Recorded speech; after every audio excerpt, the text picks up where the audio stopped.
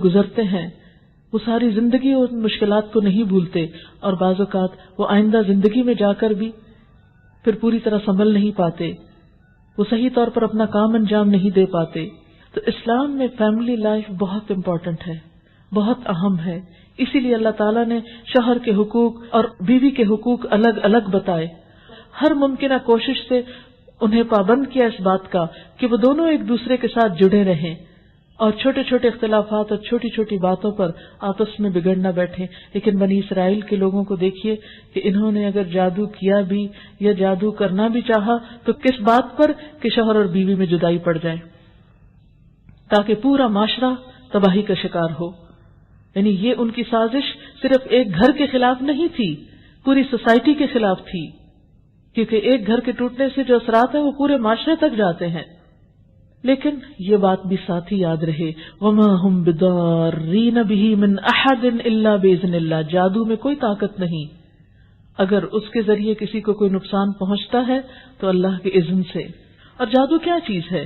بات یہ ہے کہ جس طرح جسم پر مادی چیزیں اثر انداز ہوتی ہیں، یعنی جسم یہ مادہ، جیسے ہڈی کے اوپر اگر کوئی سخت چیز لگے گی تو دکھے گی، وہ جسم کے ساتھ اگر کوئی اور ایسی چیز جسم جیسی ٹکرائے گی تو اس سے تکلیف ہوگی.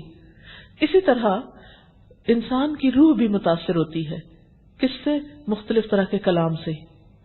آپ دیکھیں کہ اچھا کلام انسان کے دل کے لیے خوشی کا سبب ہوتا ہے. تو اسی طرح بری بات، مثلا اگر آپ کو کوئی گالی دے یا کوئی بری بات آپ سے کرے یا کوئی پریشان کن بات آپ سے کہے تو اس کا بھی آپ کی روح پر اثر ہوتا ہے.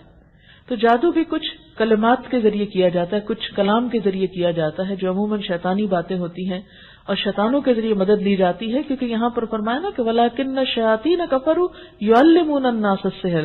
یہ جادو کے سورس کیا ہے، اصل کیا ہے، کہاں سے آیا ہے؟ شیطان انسانوں کو یہ سکھاتے تھے. اور جادو کیا ہے؟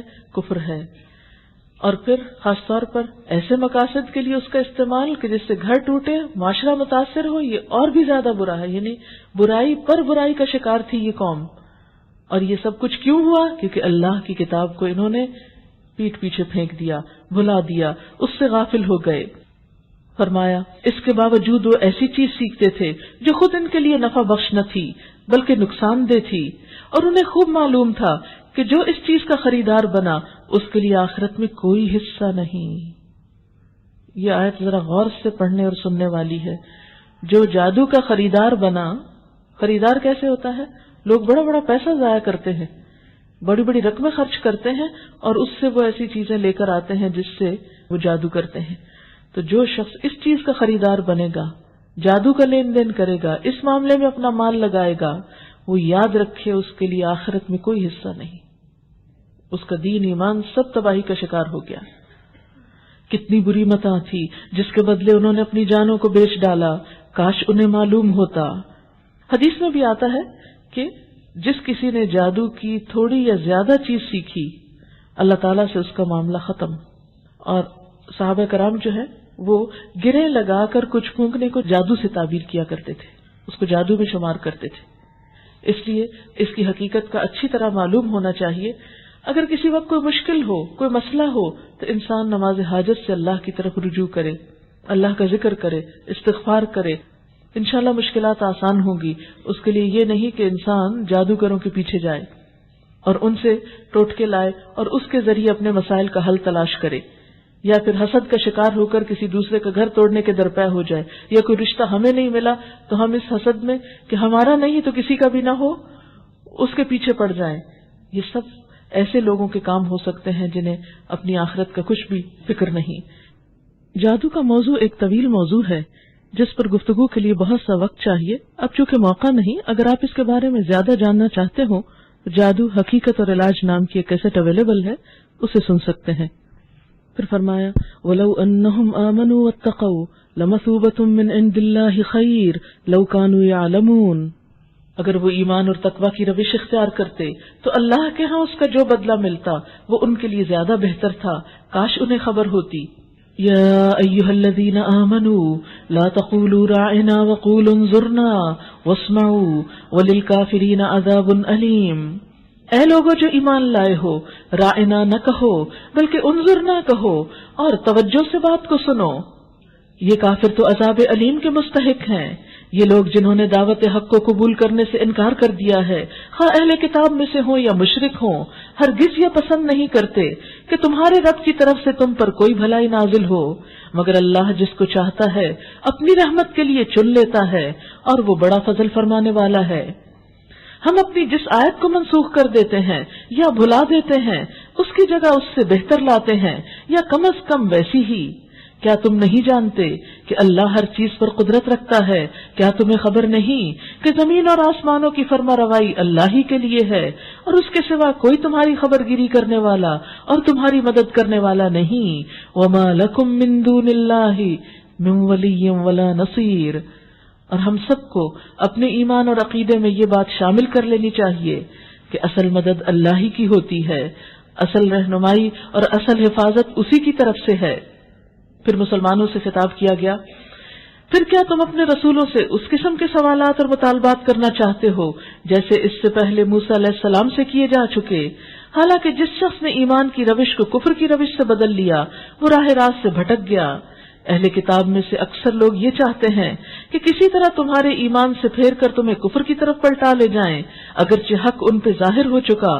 یہاں ہمیں خبردار کیا جا رہا ہے کہ اہل کتاب تمہیں تمہارے دین سے پھیرنے کی کوشش میں لگے رہیں گے، سازشیں کرتے رہیں گے۔ کیوں؟ کیونکہ ان کے دلوں میں حسد ہے تمہارے خلاف، مگر اپنے نفس کے حسد کی بنا پر تمہارے لیے ان کی یہ خواہش ہے، اگرچہ حق ان پہ ظاہر ہو چکا ہے، مگر اپنے نفس کے حسد کی بنا پر وہ تمہارے لیے ایسا چاہتے ہیں۔ اس کے جواب میں تم عفو درگزر سے کام لو۔ یہاں آپ دیکھیے کتنا خوبصورت طریقہ بتایا گیا ہے حاسد سے ڈیل کرنے کا۔ ایک حاسد جو حسد کی وجہ سے تم کو نقصان پہنچانا چاہے تو جواب میں تم کیا کرو؟ فاعفو واصفحوا، اگنور کر دو، معاف کر دو، درگزر کرو، ارارہ کشی کرو، اس سے پلٹ کر الجھو مت، یہاں تک کہ اللہ خود ہی اپنا فیصلہ نافذ کر دے، یعنی اس کے بعد کوئی اور حکم آ جائے۔ مطمئن رہو کہ اللہ تعالیٰ ہر چیز پر قدرت رکھتا ہے، نماز قائم کرو اور زکوٰۃ دو، یعنی بجائے حاسد کے جواب دینے کے اور اس کی باتوں کے بارے میں پریشان ہونے کے یا اس کے ہتھ کنڈوں پر تکلیف محسوس کرنے کے، تم کیا کرو؟ نماز قائم کرو، صدقہ خیرات کرو۔ یہ ہے علاج لوگوں کی طرف سے آنے والی زیادتیوں کے جواب میں جو ایک مسلمان کا ہو سکتا ہے۔ تم اپنی عاقبت کے لیے جو بھلائی کما کر آگے بھیجو گے اللہ کے ہاں اسے موجود پاؤ گے، یعنی تمہارے یہ نیک عمل اور کوششیں ضائع نہ ہوگی۔ جو کچھ تم کرتے ہو وہ سب اللہ کی نظر میں ہے۔ ان کا کہنا ہے کہ کوئی شخص جنت میں نہ جائے گا جب تک کہ وہ یہودی نہ ہو یا عیسائیوں کے خیال کے مطابق عیسائی نہ ہو۔ یہ ان کی تمنائیں ہیں۔ اللہ تعالیٰ نے تو ان سب کو مسلمان بنایا تھا، لیکن یہ فرقوں میں بٹ گئے، انہوں نے اپنے فرقہ وارانہ نام رکھ لیے۔ کسی نے خود کو یہودی کہنا شروع کر دیا، کسی نے عیسائی کہنا شروع کر دیا، اور جو کچھ یہ اصل میں تھے یا جو انہیں بنایا گیا وہ بھول گئے۔ هو سماکم المسلمین من قبل وفی ھذا، اس نے تمہارا نام مسلمان رکھا ہے اس سے پہلے بھی اور اس دین میں بھی، لیکن یہ اپنی مسلمانیت کو بھول کر یہودیت اور عیسائیت میں کھو گئے۔ اور ان کا پھر خیال کیا تھا کہ کوئی شخص جنت میں نہیں جا سکتا جب تک کہ وہ ان کے فرقے سے تعلق نہ رکھتا ہو۔ فرمایا یہ ان کی تمنائیں ہیں، ان کے خیالات ہیں، ان کی سوچ ہے۔ ان سے کہو اپنی دلیل پیش کرو اگر تم اپنے دعوے میں سچے ہو۔ آج آپ دیکھیں مسلمانوں کا بھی یہی حال ہے۔ بعض اوقات مختلف گروہوں کے لوگ کیا سمجھتے ہیں کہ جنت صرف ہمارے فرقے کے لیے یا ہماری پارٹی کے لیے، ہمارے گروہ کے لیے، دوسرا تو کوئی اس میں جا نہیں سکتا۔ اور میں کہ کہاں لکھا ہے قرآن یا سنت میں یا حدیث میں کہ واقعی فلاں نام کا جو فرقہ ہوگا یا فلاں نام سے جو منسوب ہوگا صرف وہی جنت میں جائے گا؟ ایسی کوئی تعلیم ہمارے دین میں نہیں ملتی۔ نبی صلی اللہ علیہ وسلم کا کون سا فرقہ تھا؟ صحابہ کرام کا کون سا فرقہ تھا؟ کون سا گروہ تھا؟ کوئی بھی نہیں، وہ سب مسلمان تھے۔ فرمایا دراصل نہ تمہاری کچھ خصوصیت ہے نہ کسی اور کی، حق یہ ہے کہ جو بھی اپنی ہستی کو اللہ کی اطاعت میں سونپ دے، بلا من اسلم وجہہ للہ، اسلم وجہہ للہ، سارے کا سارا اللہ کا ہو جائے، وہو محسن، اور وہ محسن ہو، انسانوں کے ساتھ معاملات کرنے میں محسن کا رویہ اختیار کرنے والا ہو، فلہ اجرہ عند ربہ، اس کا اجر اس کے رب کے پاس محفوظ ہے، ولا خوف علیہم ولا هم يحزنون، ان پہ کوئی خوف نہ ہوگا نہ وہ غمگین ہوں گے. یہ آیت یہاں تیسری بار آ رہی ہے پہلے ہی پارے میں کہ جو شخص صحیح معنوں میں دین کی پیروی کرے گا وہ خوف اور غم سے نجات پا جائے گا. اگر آج ہم کسی خوف اور غم کا شکار ہوتے ہیں تو یاد رکھیے، اپنے آپ کو ٹٹولیے کہ کہیں ہم دین کے کسی چیز سے ہٹے ہوئے تو نہیں، اور علاج کے لیے استغفار، اپنی غلطیوں کی پہچان اور اپنی اصلاح کی طرف توجہ کرنی چاہیے. خوف اور غم دونوں ہی دور ہو جائیں گے، لیکن اگر ہم مصنوعی طریقوں سے ان کو دور کرنے کی کوشش کریں گے اور اللہ کی اطاعت پر نہیں جمیں گے اور یہ فارمولا استعمال نہیں کریں گے، کیا من اسلم وجہہ للہ وہو محسن، تو اس وقت تک خوف اور غم سے نجات نہیں ہو سکتی. وقالت الیہود لیست النصارى علی شیء، اب ان کی کچھ اور فرقہ وارانہ باتیں. یہود کہتے ہیں نصارہ کسی چیز پر نہیں، یعنی ایک دوسرے کو ہٹ کرتے رہتے ہیں، ایک دوسرے کو بلیم کرتے رہتے ہیں، ایک دوسرے کی مخالفت میں لگے رہتے ہیں. یہود اپنے آپ کو حق پہ سمجھتے ہیں اور عیسائیوں کو برا بلا کہتے ہیں، اور اس کے برعکس وقالت النصارى لیست الیہود علی شیء، اور نصارہ کہتے ہیں یہود کسی چیز پر نہیں. وہم یتلون الکتاب، اور یہ سب کتاب پڑھتے ہیں. اس سے کیا پتہ چلتا ہے کہ بعض اوقات کتاب پڑھنے کے باوجود بھی لوگ فرقہ واریت کا شکار ہو سکتے ہیں. آپ نے دیکھا ہوگا کہ جب ایسی فرقہ واریت سامنے آتی ہے اور لوگوں کو سمجھایا جائے کہ یہ چیز درست نہیں، تو وہ کہتے ہیں نہیں، وہ بھی تو عالم ہے، وہ بھی تو کتاب پڑھتے ہیں. تو ضروری نہیں کہ کتاب پڑھنے سے فرقہ واریت ختم ہو جائے. جب تک کتاب کو اس کی اصل روح کے ساتھ نہ پڑھا جائے، جب تک کہ انسان اپنا آپ اللہ کے حوالے نہ کرے، اپنا سب کام اللہ کی خاطر نہ کرے، اور جب تک انسان انسانوں کے ساتھ احسان کی روش اختیار نہ کرے، ان چیزوں سے نجات پانا مشکل ہے. یہود نے اصل میں انبیاء اور بزرگوں سے وابستگی کو حق کا معیار بنایا تھا کہ ہم ان کے ماننے والے ہیں. اس وجہ سے وہ خود کو اور اپنی قوم کو حق پہ سمجھتے تھے اور دوسری قوموں کو باطل قرار دیتے کہ وہ ہمارے بزرگوں کو نہیں مانتے، اس لیے وہ درست نہیں. آج ہمارے ہاں بھی یہی چیز ہے کہ اللہ اور اس کے رسول کی بجائے شخصیتیں زیادہ اہم ہو گئی ہیں. حالانکہ ہم سب جانتے ہیں کہ ہر دور میں نیک لوگ آتے رہے ہیں، وہ اللہ کی طرف بلاتے رہے ہیں، اور دنیا میں آ کے وہ چلے بھی جاتے ہیں، کوئی ہمیشہ نہیں رہا. اصل نام باقی اللہ ہی کا ہے. اس لیے انسانوں کی پیروی کی بجائے اور انسانوں کے پیچھے جانے کی بجائے ان کی نیکی کی وجہ سے بس ان کا احترام اور محبت کافی ہے، باقی رجوع اور تعلق اور نسبت اللہ اور اس کے رسول سے ہی کافی ہے. کذالک قال الذین لا یعلمون مثل قولہم، اسی طرح ان لوگوں نے کہا جو علم نہیں رکھتے انہی کی بات کی طرح. فاللہ یحکم بینہم، یعنی یہ باتیں صرف یہود و نصارہ تک ہی بس نہیں، اسی قسم کے دعوے ان لوگوں کے بھی ہیں جن کے پاس کتاب کا علم نہیں، یعنی کتاب پڑھنے والے بھی اس مشکل کا شکار ہیں اور ان پڑھ بھی. کیونکہ اختلاف اور فرقہ واریت جو ہے یہ ہر دور میں انسانیت کے لیے ایک مصیبت بنی رہی ہے.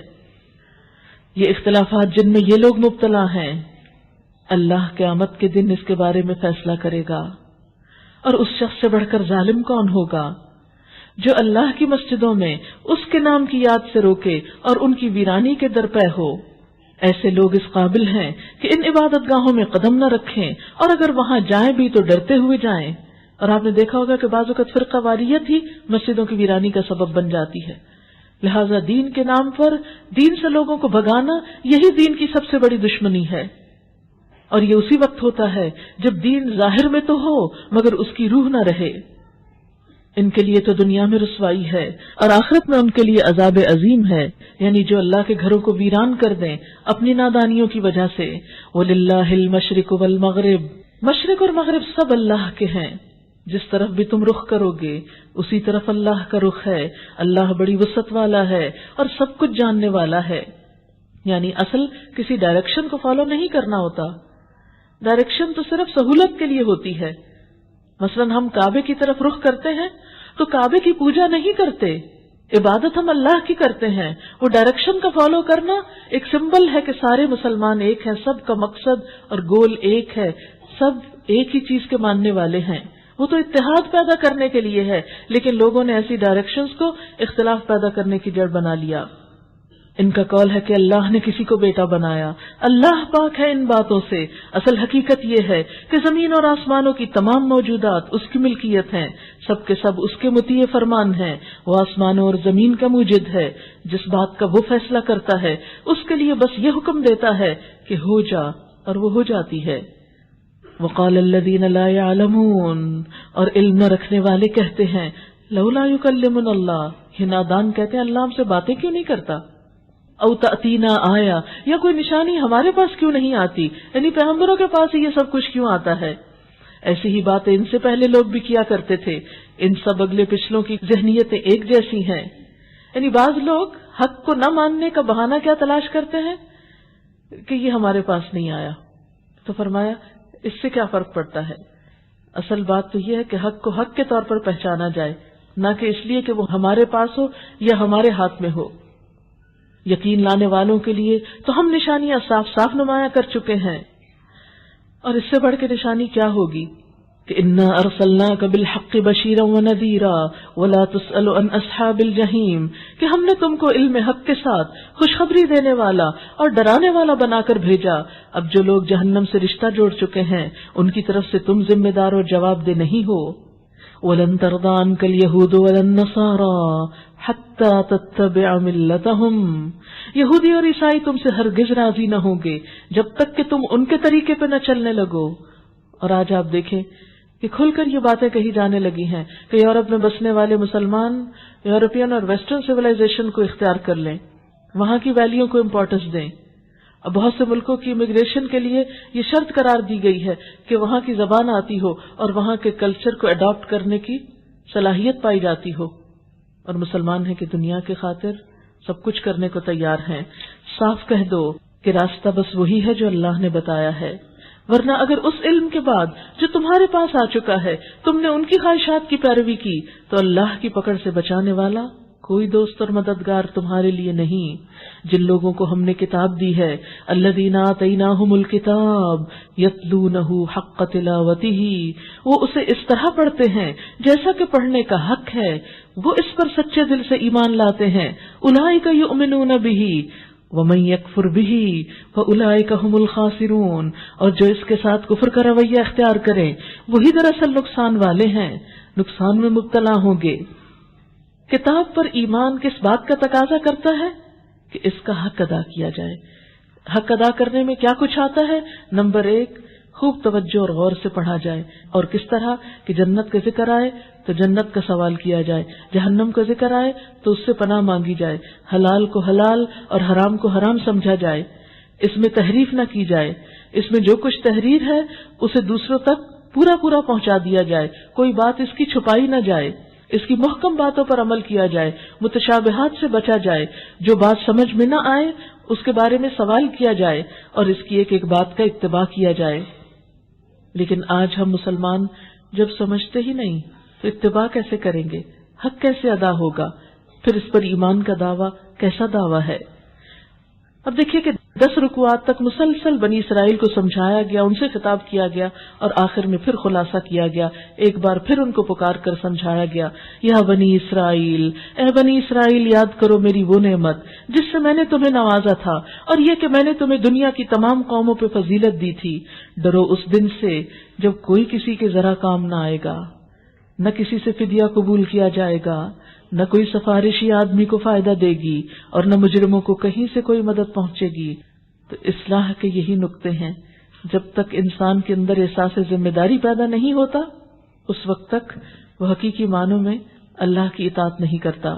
بنی اسرائیل کی اصلاح کے لیے کیا بتایا جا رہا ہے، کس چیز کا سبق دیا جا رہا ہے، کس چیز کا احساس دلایا جا رہا ہے کہ آخرت کی فکر کرو۔ اب دیکھیں کہ بنی اسرائیل سے تو امامت لے لی گئی، لیکن اللہ تعالیٰ نے اس کے مقابلے میں ابراہیم علیہ السلام کو امامت دی، ایک قوم سے لی اور ایک شخص کو عطا ہوئی تھی۔ کیوں؟ اس لیے کہ اگر کوئی ایک فرد بھی حق ادا کر دے اللہ کی اطاعت کا، اس سے وفاداری کا، تو پوری قوم پہ بھاری ہوتا ہے۔ اور اگر انسانوں کا ایک ہجوم اور بھیڑ اللہ تعالیٰ کی بات نہیں مانتا تو اللہ کو اس کی کوئی پرواہ نہیں، خواہ ان کا نام کتنا بھی بڑا کیوں نہ ہو دنیاوی اعتبار سے۔ وَإِذِ ابْتَلَىٰ إِبْرَاهِيمَ رَبُّهُ بِكَلِمَاتٍ فَأَتَمَّهُنَّ، یاد کرو کہ جب ابراہیم علیہ السلام کو اس کے رب نے چند باتوں میں آزمایا اور وہ ان سب میں پورا اتر گئے، ساری آزمائشوں میں پورا اترے، ان کی تفصیل آگے آئے گی کتاب میں۔ تو اس نے کہا یعنی اللہ تعالیٰ نے کہا میں تجھے سب لوگوں کا امام بنانے والا ہوں، امامت عطا کرنے والا ہوں۔ ابراہیم علیہ السلام نے عرض کیا اور کیا میری اولاد سے بھی یہی وعدہ ہے؟ اللہ تعالیٰ نے جواب دیا میرا وعدہ ظالموں سے متعلق نہیں، یعنی تمہیں تو چنا ہے اور محض تمہاری اولاد ہونے کی وجہ سے کسی کو نہیں چنوں گا جب تک کہ وہ ظلم کی روش کو نہ چھوڑیں۔ اور یہ کہ ہم نے اس گھر کو لوگوں کے لیے مرکز اور امن کی جگہ قرار دیا تھا اور لوگوں کو حکم دیا تھا کہ ابراہیم علیہ السلام جہاں عبادت کے لیے کھڑے ہوتے ہیں اس مقام کو مستقل جائے نماز بنا لو۔ واتخذوا من مقام ابراہیم مصلی۔ اب دیکھیے کہ جو شخص اللہ کے لیے خالص ہو، اللہ کا وفادار ہو، اللہ اس کی کوششوں کو ضائع نہیں کرتا۔ ان کے قدموں کے نشان کے پاس اللہ نے ہم سب کو طواف کے نفل پڑھنے کے لیے کہا ہے، اور ابراہیم اور اسماعیل علیہ السلام کو تاکید کی تھی کہ میرے اس گھر کو طواف اور اعتکاف اور رکوع اور سجدہ کرنے والوں کے لیے پاک رکھو۔ اور ابراہیم علیہ السلام نے دعا کی اے میرے رب اس شہر کو امن کا شہر بنا دے اور اس کے باشندوں میں سے جو اللہ اور آخرت کو مانے انہیں ہر قسم کے پھلوں کا رزق دے۔ جواب میں اس کے رب نے فرمایا اور جو نہ مانے گا دنیا کی چند روزہ زندگی کا سامان تو میں اسے بھی دوں گا، مگر آخر کار اسے عذاب جہنم کی طرف گھسیٹوں گا اور وہ بدترین ٹھکانہ ہے۔ اور یاد کرو ابراہیم علیہ السلام اور اسماعیل علیہ السلام جب اس گھر کی دیواریں اٹھا رہے تھے تو دعائیں کرتے جا رہے تھے اے ہمارے رب ہم سے یہ خدمت قبول کر لے، تو سب کی سننے اور سب کچھ جاننے والا ہے۔ اے رب ہم دونوں کو اپنا مسلم یعنی مطیع فرما بنا، ہماری نسل سے ایک ایسی قوم اٹھا جو تیری فرما بردار ہو، ہمیں اپنی عبادت کے طریقے بتا اور ہماری کوتاہیوں سے درگزر فرما، تو بڑا معاف کرنے والا اور رحم فرمانے والا ہے۔ اللہ کا گھر بنا رہے ہیں، اللہ سے دعا مانگ رہے ہیں، اور دعاؤں میں اپنی ذات کے لیے تو بخشش اور رحمت کی دعا ہے، اور باقی دعائیں آنے والے لوگوں کی ہدایت کے لیے کہ ایک امت ایسی پیدا ہو جو انسانیت کے لیے ہدایت کا کام کرے۔ اور اے رب ان لوگوں میں خود انہی کی قوم میں سے ایک ایسا رسول اٹھا جو انہیں تیری آیات سنائے، ان کو کتاب اور حکمت کی تعلیم دے، ان کی زندگیاں سنوار دے، تو بڑا قدرت والا اور حکمت والا ہے۔ وَمَن يَرْغَبُ عَن مِّلَّةِ إِبْرَاهِيمَ إِلَّا مَن سَفِهَ نَفْسَهُ۔ اب کون ہے جو ابراہیم علیہ السلام کے طریقے سے نفرت کرے، جس نے خود اپنے آپ کو حماقت اور جہالت میں مبتلا کر لیا ہو، اس کے سوا کون یہ حرکت کر سکتا ہے؟ نبی صلی اللہ علیہ وسلم جس دین کی طرف بلاتے تھے وہ دین ابراہیم تھا، جس سے یہود و نصارہ بھی اپنے آپ کو منسوب کرتے تھے، لیکن پھر وہ مخالفت کیوں کرتے؟ کیونکہ یہود کے ہاں دین بس ایک قومی فخر کی علامت بن گیا تھا۔ آپ صلی اللہ علیہ وسلم کی دعوت اسلام سے ان کے اس فخر پر زد پڑتی تھی، اس لیے وہ آپ کے دشمن ہو گئے۔ حقیقت یہ ہے کہ جو لوگ بھی اس قسم کی نفسیات کا شکار ہو جائیں اور صرف اپنے ہی گروہ کے بڑوں کو مانیں، وہ لوگ پھر کبھی بھی انسانیت کے لیے فائدہ مند نہیں ہو سکتے۔ اسی لیے اللہ تعالیٰ کیا فرماتے ہیں کہ یہ تو ابراہیم کا طریقہ ہے، رسول اللہ صلی اللہ علیہ وسلم کا طریقہ تو وہی ہے جو ابراہیم علیہ السلام کا طریقہ ہے، پھر تم اس کی بات کیوں نہیں مانتے؟ اگر تم اس سے منہ موڑ رہے ہو تو منہ وہی موڑے گا جو دراصل اپنے آپ کو حماقت اور جہالت میں مبتلا کر لے، اس کے سوا یہ حرکت اور کون کر سکتا ہے؟ ابراہیم تو وہ شخص ہے جس کو ہم نے دنیا میں اپنے کام کے لیے چن لیا۔ وہ کیوں چنے گئے؟ اس لیے کہ ہر مشکل میں جم کر کھڑے رہے، اپنے دین کو نہیں بیچا، ایمان کو نہیں بیچا، اور آخرت میں اس کا شمار صالحین میں ہوگا۔ اذ قال له ربه اسلم قال اسلمت لرب العالمین۔ یہ ہے ابراہیم علیہ السلام کی بات کہ جب اس کے رب نے اس سے کہا مسلم ہو جا، اپنے آپ کو میرے حوالے کر دے، تو اس نے کہا میں نے اپنا آپ کائنات کے مالک کے حوالے کر دیا۔ اسی طریقے پر چلنے کی ہدایت اس نے اپنی اولاد کو کی تھی کہ صرف اللہ کے بن جانا، اور اسی کی وصیت یعقوب علیہ السلام اپنی اولاد کو کر گئے۔ اس نے کہا تھا کہ میرے بچوں، اللہ نے تمہارے لیے یہی دین پسند کیا ہے، تو گویا دین کیا ہے؟ اسلام۔ اور ہم سب کو کیا بننا ہے؟ مسلمان۔ اور مسلم کون ہوتا ہے؟ جو اپنی خواہشات، اپنی سوچ، اپنے جذبات، اپنا مال، اپنی زندگی، اپنا سب کچھ اپنے رب کے نام کر دے کہ یہ سب کچھ بس وہاں خرچ ہوگا جو میرا رب پسند کرے گا۔ اللہ والوں نے اپنے بچوں کو کیا وصیت کی کہ دیکھو بچوں، مرتے دم تک مسلم ہی رہنا۔ پھر کیا تم اس وقت موجود تھے جب یعقوب علیہ السلام اس دنیا سے رخصت ہو رہے تھے؟ اس نے مرتے وقت اپنے بیٹوں سے پوچھا، بچوں میرے بعد تم کس کی بندگی کرو گے؟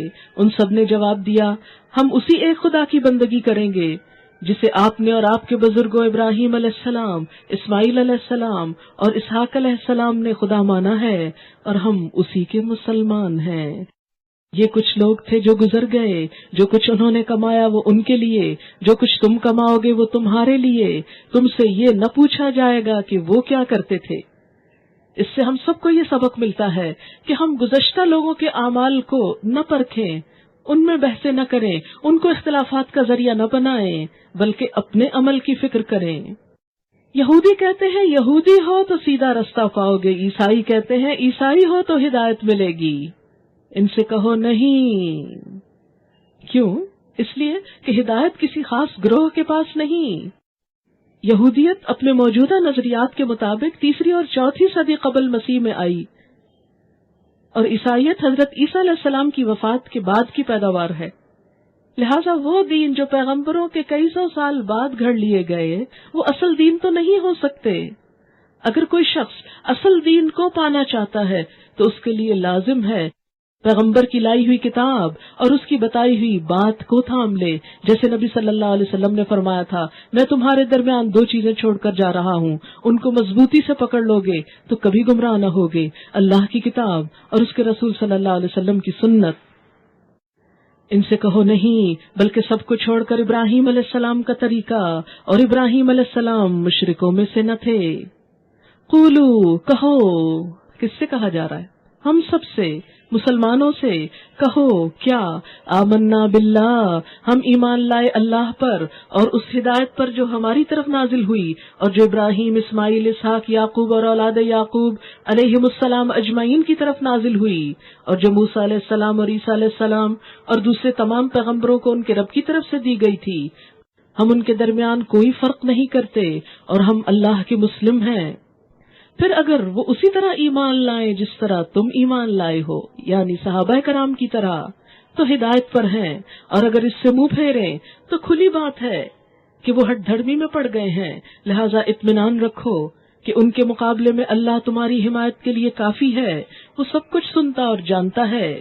صبغت اللہ، اللہ کا رنگ، نہ یہودیت کا رنگ نہ عیسائیت کا، کیونکہ عیسائی بننے کے لیے بیپٹائز کرتے ہیں نا، رنگ میں ڈبوتے ہیں بچوں کو۔ اور اللہ کا رنگ کیا ہوتا ہے کہ بندے کو دیکھتے ہی رب یاد آ جائے کہ یہ اللہ کا بندہ ہے، اور اس کے رنگ سے اچھا اور کس کا رنگ ہوگا، اور ہم اسی کی بندگی کرنے والے لوگ ہیں۔ اے نبی صلی اللہ علیہ وسلم، ان سے کہو کیا تم اللہ کے بارے میں ہم سے جھگڑتے ہو؟ حالانکہ وہی ہمارا رب بھی ہے اور تمہارا رب بھی، ہمارے اعمال ہمارے لیے، تمہارے اعمال تمہارے لیے، اور ہم اللہ ہی کے لیے اپنی بندگی کو خالص کر چکے ہیں۔ یا پھر کیا تمہارا کہنا یہ ہے کہ ابراہیم علیہ السلام، اسماعیل علیہ السلام، اسحاق علیہ السلام، یعقوب علیہ السلام اور اولاد یعقوب علیہ السلام سب کے سب یہودی تھے یا نصرانی تھے؟ کہو تم زیادہ جانتے ہو یا اللہ؟ لہٰذا اس شخص سے بڑا ظالم اور کون ہوگا جس کے ذمے اللہ کی طرف سے ایک گواہی ہو اور وہ اسے چھپائے۔ تمہاری حرکات سے اللہ غافل نہیں۔ تلک امۃ قد خلت لہا ما کسبت ولکم ما کسبتم ولا تسألون عما کانوا یعملون۔ وہ کچھ لوگ تھے جو گزر چکے، ان کی کمائی ان کے لیے تھی، تمہاری کمائی تمہارے لیے، تم سے ان کے اعمال کے متعلق سوال نہ ہوگا۔ لہذا ہر ایک کو اپنے عمل کی فکر کرنا ہے۔ وآخر دعوانا ان الحمد للہ رب العالمین۔ سبحانک اللہم وبحمدک، نشہد ان لا الہ الا انت، نستغفرک ونتوب الیک۔ والسلام علیکم ورحمۃ اللہ۔